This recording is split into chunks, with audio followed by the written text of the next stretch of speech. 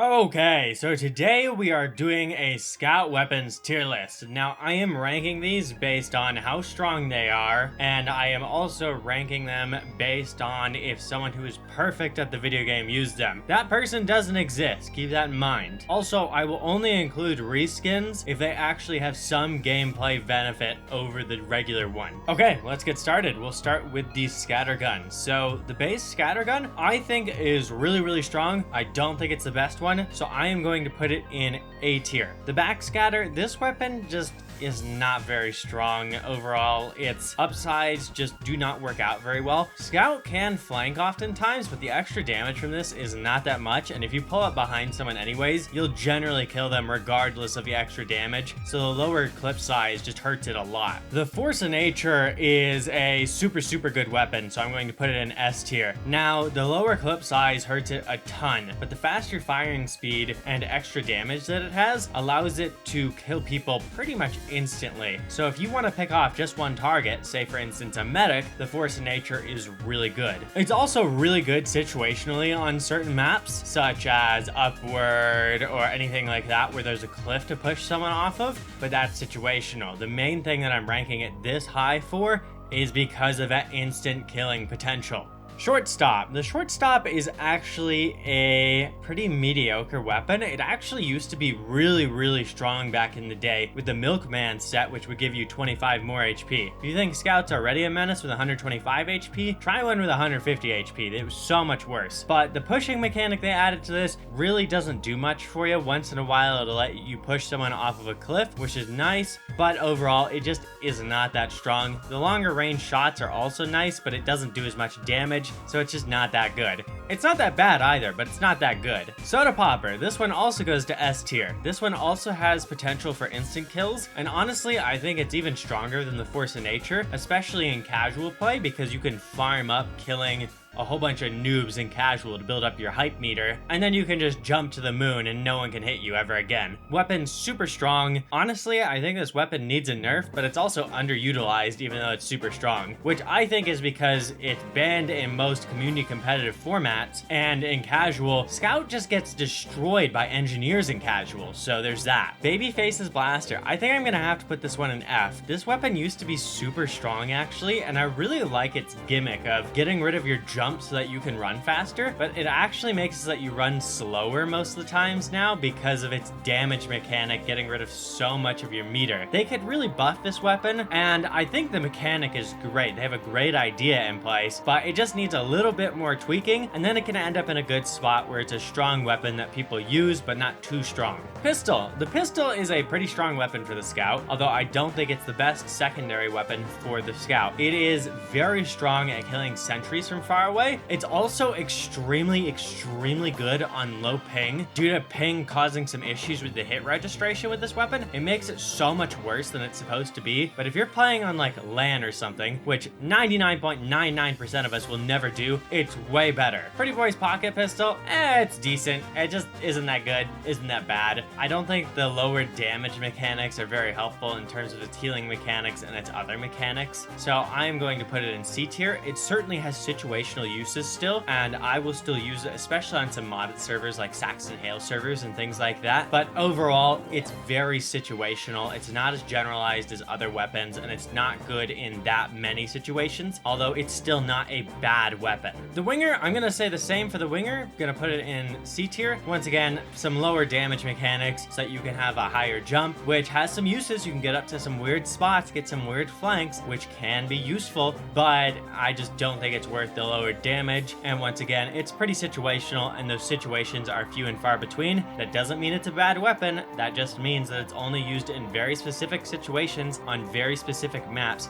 not very often. Flying Guillotine, they ruined this weapon when they nerfed the Sandman. The Sandman was made to combo with it so you could get those guaranteed crits, and now it's just so much worse than it used to be. It used to be a super fun weapon, and I don't even think it was very strong back then. I really think they should revert the Sandman to the way it was before so that this can be a good weapon, but I think I'm gonna have to put this in F tier for now, even though I think the weapon's gimmick is super fun and I love the combo mechanics with it with the Sandman back in the day. It just isn't that good anymore. Bonk Atomic Punch. Now, I think think I'm going to have to put this one in S tier because it has a very strong mechanic of letting you run past people while invincible, which lets you avoid engineers, which are Scout's bane of his existence if you don't have a good team. And then that actually can help him a lot to backcap points. And backcapping points, that will help you win the game. So I think this is an S tier weapon. It is absolutely very situational. It is not a general weapon, but in those situations, it is literally a game winner, so I think it's an S tier item. Criticola, this is a pretty decent weapon. It used to be so much better than it is now, but it's still pretty good. It helps you to one-shot people in a whole bunch of situations, and it can be super, super effective at that. But you're giving up on alternate damage and alternate other specials that you could get in the secondary slot. I'm gonna put this in B because it does have some tactics with it, and in situational situations, it can be very effective, although I don't think it's a game winner, quote unquote. Mad Milk, I think this item is just an instantaneous S tier. This item can carry your team in terms of healing a teammate, which Scout really has no other mechanics that are very effective at that. This can help you to win a 1v1 battle, and it heals you 60% of the damage you deal on someone when they're hit with this. This can just absolutely make your life super easy, especially if you get a heavy or something with this. They're just a big med pack then. And I don't think this weapon is very situational. It might be situational whether you use Bonk over this if there's a whole bunch of engineers, but this works against pretty much every team comp and is an effective secondary choice. Okay, we got the regular bat. I'm just gonna put this in C tier. Scout's regular weapons work very well for damage, his primary, so generally you wouldn't end up using the bat unless you're completely out of clip and you really need to kill someone fast. So it doesn't get used very often, and generally utility is going to be better on Scout. Now, you can also see here that I have the Holy Mackerel, and I believe it's called the Dead Arm or something like that, is the exact same as the Holy Mackerel, which is actually a straight upgrade to the regular bat because it shows in the kill feed when you hit someone with it, and it shows when you kill someone with it, which actually means if you kill a spy with it who's using the dead ringer, you're going to know if they dead ring or if they didn't. So it's actually just straight up better than the bat, and I'm going to put it in B tier, even though that's barely better than the bat at all. It's just a super slight upgrade. The Rap Assassin, I think this weapon is honestly pretty good. It is very general use, and it allows Scout to deal some damage from far away, which can be very helpful. I think also a lot of people don't know what crit heals is, which is basically if you're out of combat for a long time, that a medic will heal you faster, up to 3 times faster, which bleeding damage is very effective against. You can stop someone from gathering those crit heals for a long time, which can be very, very helpful. I don't think it's the best melee weapon ever for Scout, but I think it's pretty strong and it's general use, so I'm gonna put it in B tier. And I do think it's better than the Holy Mackerel, by the way. Okay, we got the Atomizer here. I think the Atomizer is a very good weapon. It is, once again, a pretty general use weapon, and it can be used on almost every map effectively. That third jump can really be used to get into some special hiding spots and to just traverse more quickly, which is very effective. The Force of Nature is also very effective at this, giving you that extra jump, but you can't use them both at once anymore. I wouldn't say it is the best melee weapon for Scout because there's other ways to get around, and not every map has super good spots for the special to let you get into, but it does give you some good spots, so I'm gonna put it in B tier. Fan of War, I think this item is still super underwhelming even though they buffed it quite a couple times. The issue with this is it would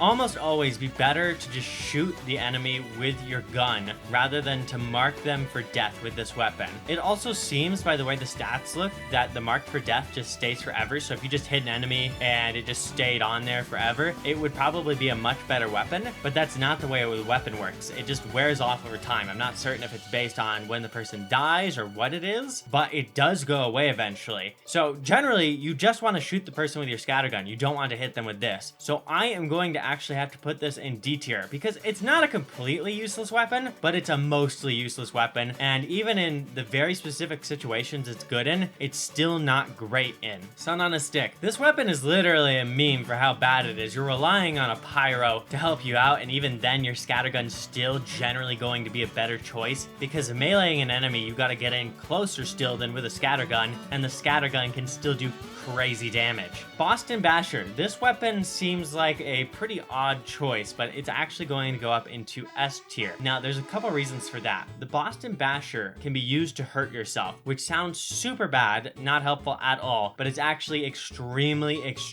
helpful. And the reason for that is because if you hurt yourself, that means you can lower your overheal so that a medic can keep getting full uber charge rate. This can be super good to make certain when the entire enemy team is dead to keep building up uber charge, and you'll often see this used in competitive matches. This is a super strong weapon, and then on top of that, there's a hidden mechanic most people don't know about that only really good players can use this for. If you time it correctly with your second jump, you can use it to get like a super large second jump and get up into odd positions, the same way as the atomizer, except it takes more health. So you have both of those upsides at the same time then. This weapon is just super good, and then also it can be used as a normal melee in a pinch, and if you're a super good player, you're not going to miss, and as I'm judging these based on a perfect player, theoretically, this should just be the best choice for a super good player. Okay, the Candy Cane. This weapon has an issue. It makes it so that you can die in one shot to rockets. It also makes it so that you can grab a small med kit upon killing someone, but the one-hit death to rockets makes Scout so much more squishy, so I am going to have to put this weapon into F tier. I do think it has some situations that it is good in, if the enemy team just does not have any soldiers, but if they figure out you're using this, they should swap to soldier and they could easily take you out. It just makes it so it's super easy to kill you as those very common power classes. Sandman. This weapon used to be a no-brainer, super good pick weapon, but then they nerfed it so that you can't actually stun the enemy. It just slows them down when you hit them with the baseball, and it lowers your health by 15. Lowering your health by 15 does matter quite a bit.